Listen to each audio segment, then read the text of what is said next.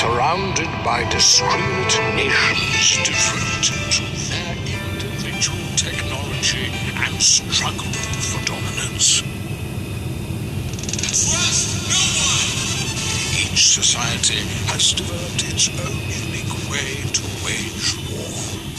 Proud of their unique craft, they have become obsessed to the point of worship, turning weapons to religion.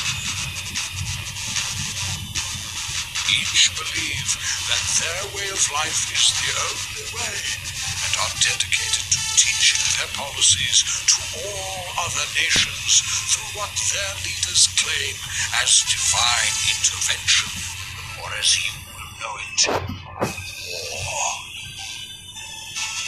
The others are known as Archidons, the way of the archer, Sword Wrath, the way of the sword, Magikiel, the way of the mage, and Speartons, the way of the spear.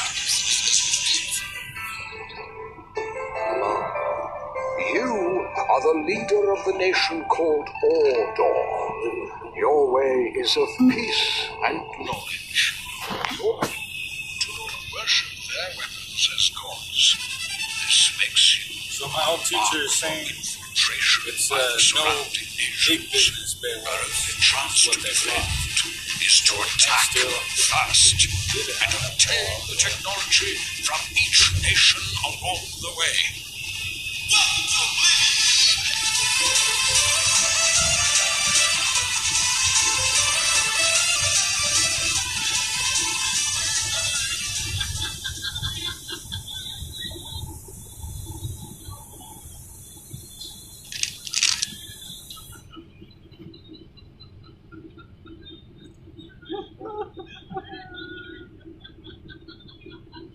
what's this?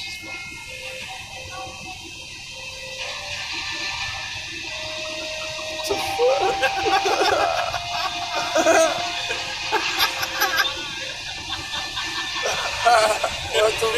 He did like so spinny.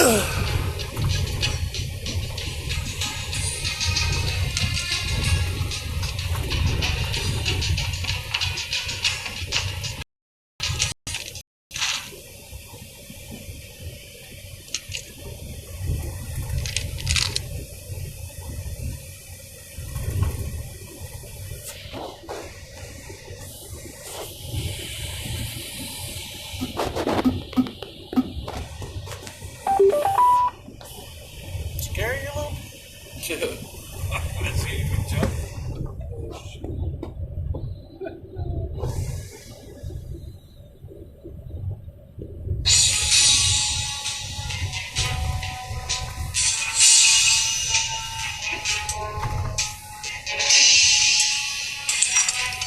As you might have heard, that now Senator Rand Paul, members of Congress are testing positive for coronavirus. So Ross are blocking it. They are saying that the negotiations are not complete, that they're not pleased with where the bill stands at this moment, and so they've continued to block it. Where it goes next, negotiations continue between Democrats, the White House, and Senate Majority Leader Mitch McConnell.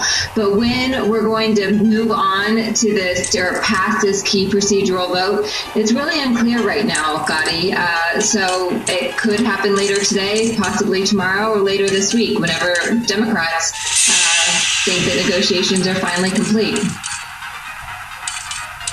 What are the biggest sticking points right now for Democrats? And this is what Democrats are most stuck on. They think that there are not enough guardrails in this to ensure that corporations don't put money back into their own stock, that they don't continue to lay off their workers, and they're also concerned that the president is going to get a bailout for his properties. And so they think that the bill at this point is not pro-worker.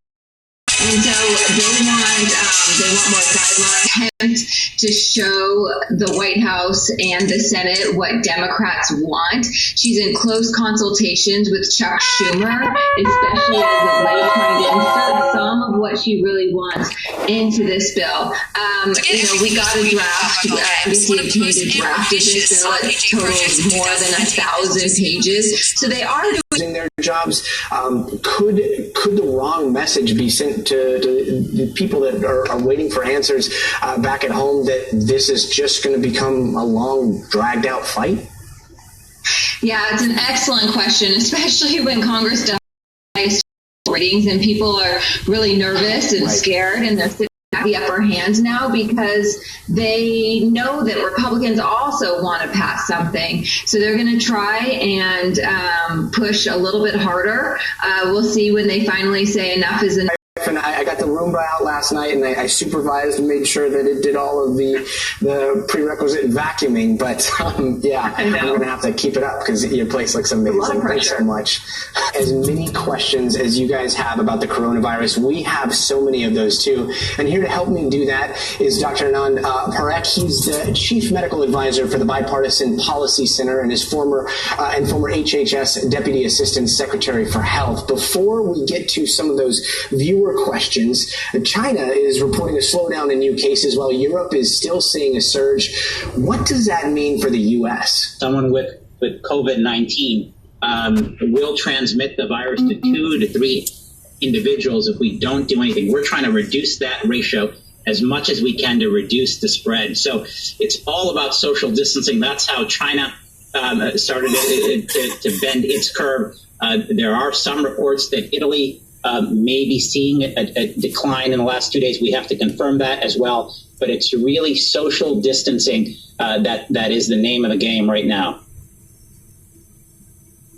We're seeing this explosion of cases in places like New York, densely populated areas. Do we still have time to get ahead of what we're seeing in Europe, or at this point are we way beyond that? What you're seeing in New York is a combination of two factors. One is just increased caseload, a manifestation of the lagging in testing over the last several weeks. But you're also seeing the pandemic, and you are starting to see the surge, hospitals filled with COVID-19 patients, many in the intensive care unit. And again, many frontline healthcare workers not having the personal protective equipment that they need. So I think Governor Cuomo is really trying to do everything he can. The federal government is trying to deploy all of the assets that it can for this first wave. Governor Cuomo has this pause program, which is essentially the stay home, shelter in place strategy. Again, Gotti, that is the critical piece. The more we can stay home, reduce the contact rates, the less surge that the healthcare system in New York City will face, and the better they'll be able to cope with the patients that they have. Right. Doctor, the Surgeon General was warning that this week things are going to look really bad in the United States. Take a listen. This week, it's going to get bad. Every single day counts. Every single second counts. And right now, there are not enough people out there who are taking this seriously. We need you to understand you could be spreading it to someone else, or you could be getting it from someone else. Stay at home. Yeah, and we've heard him stress it. We've heard you stress it. Now, when it comes to the data, we're going to probably see a pretty significant jump in the numbers. Those are somewhat delayed, maybe 3-4 days delayed. What do Americans need to know about the data that we're seeing right now? We're social distancing, and that's fine. That's the way it should be, and it's too bad. We extend our best wishes to the person affected, and we feel sure that he or she will be better very soon. And thank you for being here. America continues to mobilize every segment of our society to turn the tide in the battle against the virus. I want Americans to know that we will get through this challenge.